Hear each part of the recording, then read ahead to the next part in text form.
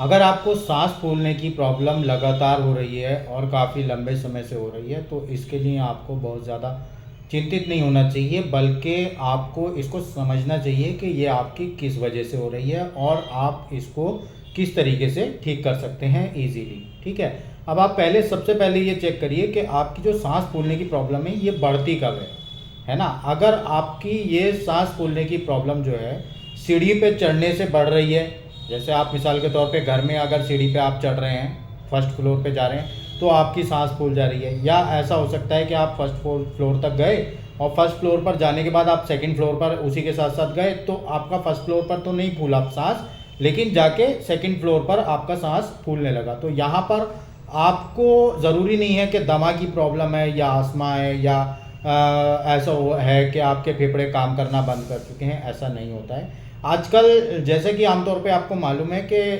जो air pollution की problem है वो नॉर्मली सभी जगह पर है, चाहे वो इंटीरियर्स हो या आपका जो है अर्बन एरिया हो, सिटी का एरिया हो, हर जगह पॉल्यूशन जो है वो काफ़ी हद तक बढ़ चुका है। तो उस कंडीशन में क्या होता है कि आप जो इनहेल कर रहे हैं, सांस जो अंदर ले रहे हैं, उसमें आपकी ऑक्सीजन की मात्रा तो कम है, लेकिन कार्बन डाइऑक्साइड की मात्रा और अन्य प्रदूषण की मात्रा ज़्यादा है। उस वजह से फेफड़ों को जो है वो ज़्यादा काम करना पड़ता है, उसकी वजह से वो ज़्यादा ऑक्सीजन जो है एब्जॉर्ब नहीं कर पाता है। तो जब वो ऑक्सीजन एब्जॉर्ब नहीं कर पाएगा तो वो ब्लड में भी ऑक्सीजन ज़्यादा नहीं छोड़ पाएगा, इसी वजह से आपकी सांस फूलने लगती है। दूसरी चीज़, अगर आपको लगातार आजकल देखा जाता है हर जगह पे कि जो है मौसम जो है वो लगातार जो है वो चेंज हो रहा है, तब्दील हो रहा है लगातार। अभी मौसम ठंडा है, थोड़ी देर बाद गर्म हो गया, या ऐसा भी है कि आमतौर पर ऑफिस के अंदर एसी लगा हुआ है, आप तुरंत बाहर निकले और एकदम से बाहर गर्मी में आ गए, और फिर ऐसे ही आप घर अपने पहुंचे, फिर वहाँ पर एसी ऑन है,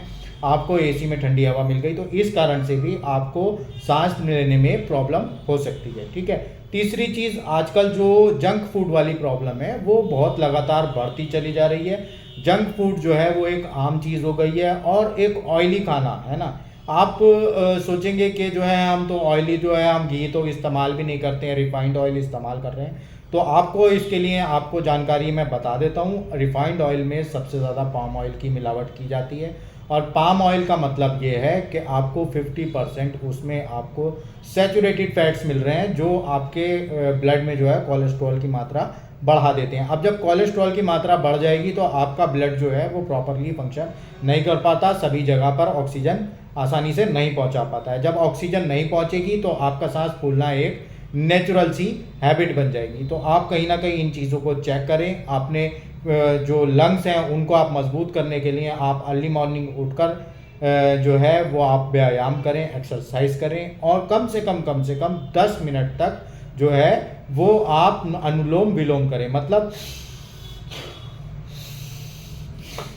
इस तरीके से आप सांस लें बैठकर आराम से। इसका प्रॉपर जो तरीका है वो आपको गूगल पर, यूट्यूब पर मिल जाएगा, आपको हमारे चैनल पर भी मिल सकता है। तो आप जुड़े रहें हमारे साथ, सब्सक्राइब कर लें हमारे चैनल को।